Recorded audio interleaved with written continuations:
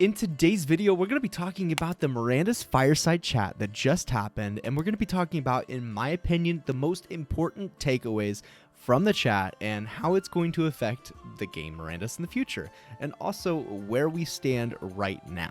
But before we get too far in the video, I first want to introduce myself if you haven't met me yet. So my name's Jake, and I make speculative yet very informative content on the blockchain MMO Mirandus. So if you're looking for more Mirandus content and updates, then hit that subscribe button. I'd love to see you on this page again. If not, then I appreciate you stopping by, and I hope to see you again sometime. So it's been a little bit since I've done a video. I've been sick for the past month, so I apologize for that. And I've also been studying my butt off because I'm in between switching career paths right now, but that doesn't mean that I haven't been active while I've been gone. I've actually got something really cool that I'm working on, and I hope you guys love it. It should hopefully be out within the next few weeks to a month potentially, and active. So yeah, that's all I'm going to say about that right now. I'll probably showcase it in a couple of videos, but it's something that I think the Mirandus community would really like. But without further ado, let's get into the video. The Fireside Chat started off talking about the Q1 playtest coming in 2023. Now, at first I was a little bit confused because I was thinking that this was going to be the tavern playtest, and I was a little bit disappointed they got moved back to again, but they're actually two different things. So we're going to still get the tavern playtest in December like we were promised, but then we're also going to get an actual playtest coming in Q1 of 2023. Now, I don't know if that means January. Most likely not. It's probably going to be later in Q1. That's usually how it works. But regardless, it's still really exciting because the way that they talk about this this tech test is what they're calling it is pretty dang sweet. And I'm actually going to show you a video that they played, or I guess leaked during this time. I think it looks so cool. So here it is.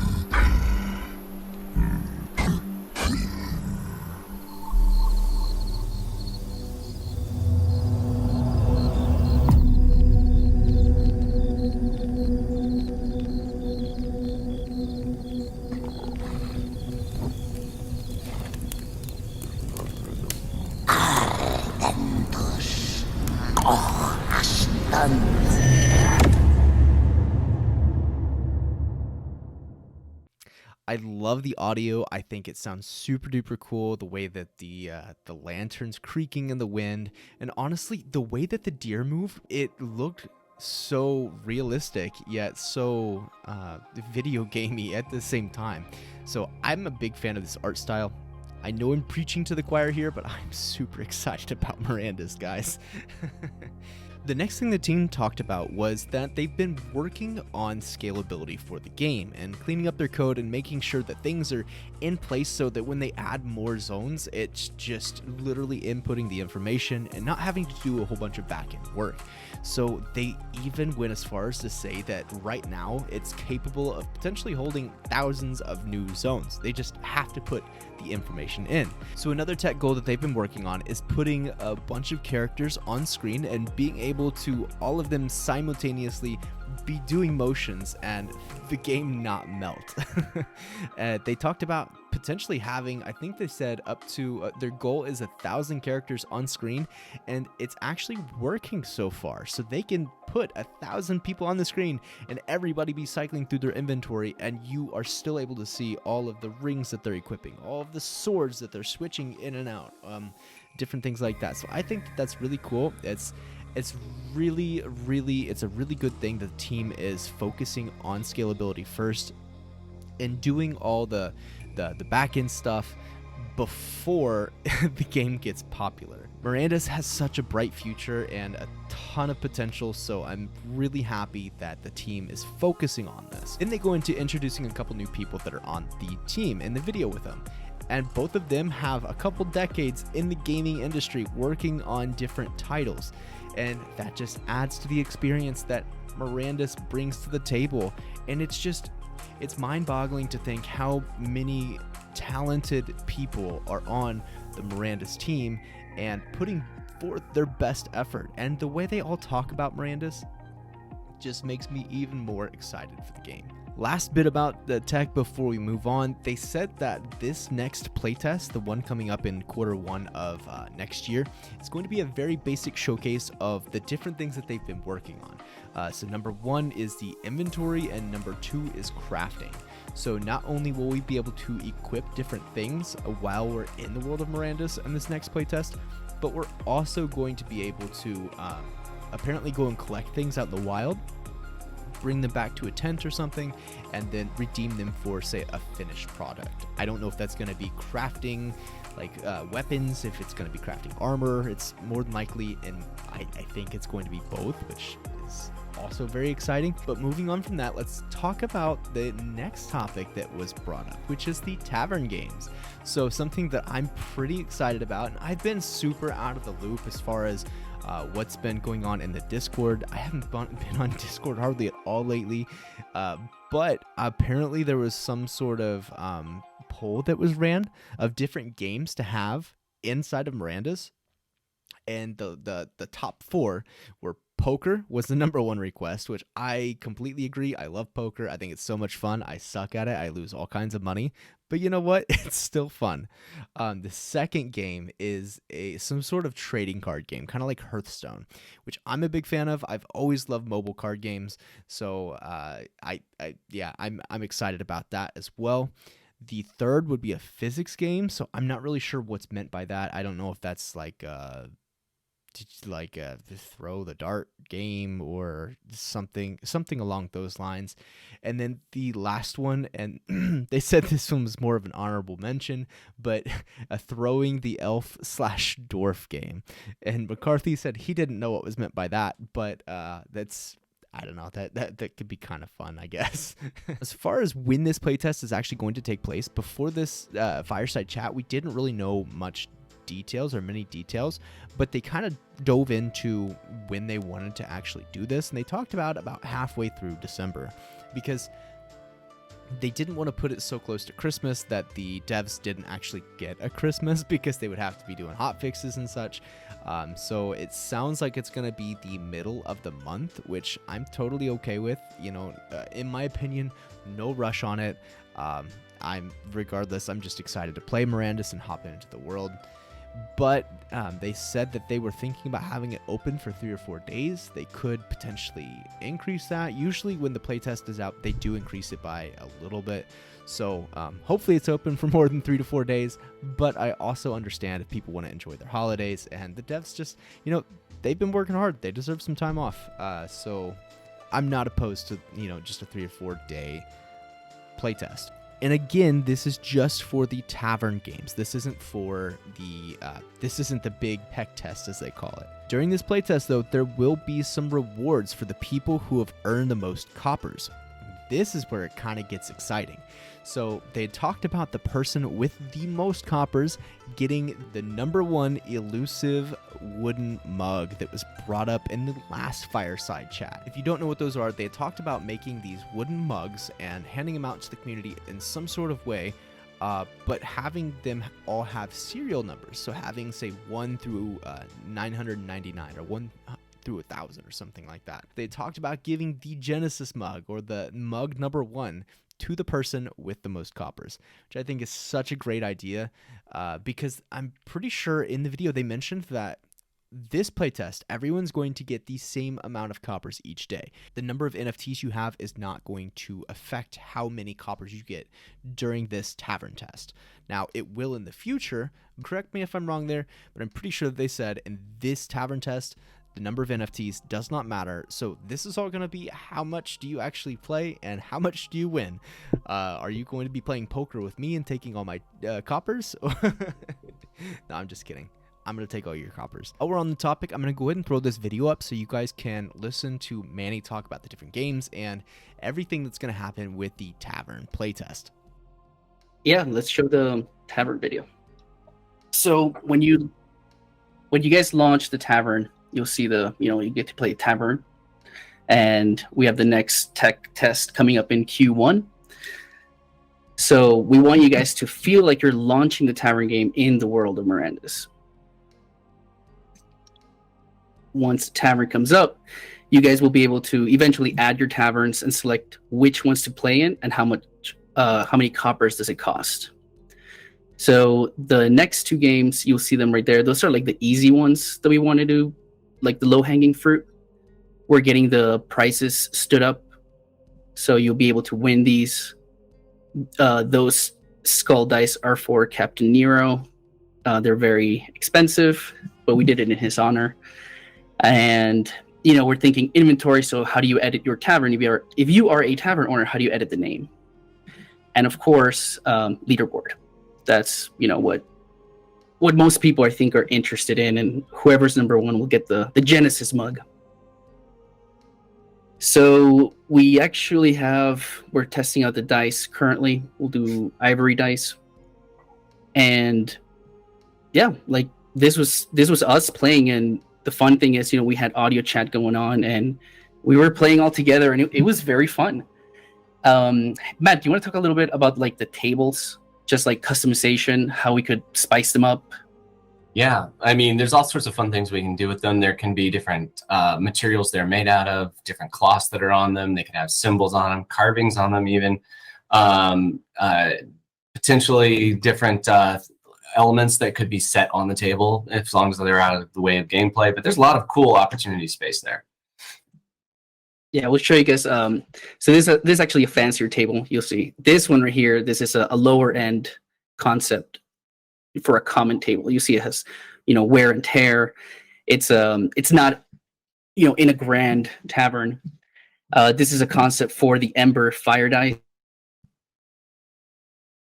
So pretty, anything that's has magic. It's obviously been imbued with Materium.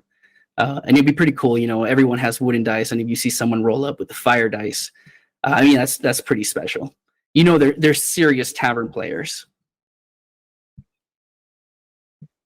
And yeah, I mean, that's kind of what we have. We have everything kind of stood up in terms of there. It's just there's certain little bugs that we're just going through, polishing things like the table, making it feel just better, easier. And once we have actual like audio, so like when we were recording that video, we were all chatting on voice. But whenever that is later on, when that is in the tavern itself, like that's going to be really fun because you're going to be able to hear each other.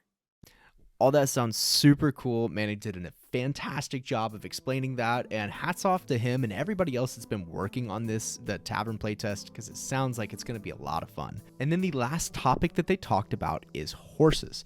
And they said in order to prevent overpopulation due to horse breeding, there needs to be some sort of a sink, which means that horses will be able to die. Now, they did, however, mention that there is a way to keep your horses safe.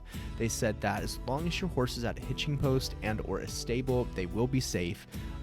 But alternatively, if you just log off with your horse next to you in a town somewhere or out in the wilderness, your horse very well could die. And in order to get your loot back, you're going to have to go to your horse. So if you're in a dangerous spot and your horse dies, you're going to have to go back to that dangerous spot and pick up your loot. So it's going to be kind of scary. Now, they said that there's going to be, get ready, there's going to be immortal horses. And these horses are going to be hitting the stores within the next couple of weeks. And these horses are also going to have powers to them. I don't know what the price tag on these are going to be. I'm not opposed to them hitting the store. I think that that's great for the Mirandus team. As long as they don't sell every horse, I think that this is going to be okay. Especially since this is kind of like, this is a bigger deal. This is the second familiar, I guess. I don't know if a horse would be a familiar or not, but this is like the second animal that we're going to be able to have in the game. And I like the idea that these horses will have power. So it's definitely, in my opinion, justified that they do get to hit the store. They even said that these horses are going to have powers. Like they mentioned, for instance, one of them could be double the carry weight, which would actually be very, very handy, because if you're out and you don't have a dwarf that can help you carry everything, it would be really nice to have that horse to help you carry stuff back from a dungeon hall. Because when we're talking in terms of NFTs, things are actually worth money now. So you're literally leaving behind real money. So if this helps to bring back a couple extra things, it's absolutely worth it. Now, another really cool thing, and this is where the breeding mechanic gets pretty fun. They said that there's a chance when these legendary horses, or these ancient horses, I don't know what rarity they're going to be, but when these immortal horses, what we're going to call them, are bred, there's a chance for them to pass down their traits. Now, I'm assuming it's probably going to be something like Axie, in the sense that there's going to be like the top level, which are the very first horses. And once these guys start breeding, it's going to go down a tier. And then once that tier breeds, it's going to go down a tier. And maybe the traits will get weaker and weaker. I wouldn't suppose that the traits are going to get stronger over time. So if you want the best of the best horse this time, the ones that hit the shop are probably going to be for you. They said that they're counting on around 1,000 Genesis horses tops, is what they said. So there could be less. I wouldn't imagine there's going to be more, though. And I don't know if there's going to be oh man, I don't know if they didn't mention this. I don't know if there's going to be the opportunity to choose which trait you want while you buy it from the store, or if it's going to be kind of like a Vox drop, and that it's random what you get. Gosh dang it. Okay, if it's a random, the gambler in me wants to buy one. I don't know if I plan on personally getting one. I will definitely be using a horse, but at the same time, I have some other things that I'd really like to pick up when the market's low right now. So I don't know. I'd like to get one of these horses, so I think it'd be pretty dang cool. Especially if you got lucky and you got some sort of super cool ability on the horse. If it is a random drop, of course. Last thing on breeding is they talked about how the breeding will all occur at a stable. And I'm a little bit confused by it. Correct me if I'm wrong here, or if someone can explain it better, absolutely please do. But it sounded like they said that when the horses are camped out at the stable overnight, and or I mean just at any moment, the owner of the stable can choose to breed 2 horses. So if I take my horse there and from my understanding, if I take my horse there and I leave it there for 10 minutes, and someone else brings in a really nice horse, and the owner of the stable wants to breed our horses, it's at no cost to us. In fact, the breeder may even, or the owner of the stable may even pay us to hold our horses here, and then he gets to keep that foal that was just created. I think I explained that right. Again, correct me if I'm wrong, but I think that's kind of a cool idea. That's very unique. I didn't expect it to be like that. So yeah, I guess we'll see how that goes. And is there going to be a limit on how many times a horse can be bred? Kind of like Axies? You know, I don't know. I guess we'll see. It's not a super pressing matter right now, but it'd be nice to know these things, because any kind of breeding mechanic like that can get pretty fun. And some people get really into that. Like, I've got a friend who's going to be very into horse breeding in this game, and you know who you are. But yeah, that pretty much sums up all the important parts of this AMA. I hope I covered everything, and I hope I covered it accurately. It was really nice talking with you guys again. I'm going to do my best about creating videos more consistently. I've been super busy studying for my career switch. Learned a lot, and I'm actually in the application process right now, so wish me luck. I'm having a lot of fun with it, so wish me luck. But once again, thank you guys so much for watching, and I'll catch you in the next one. Peace.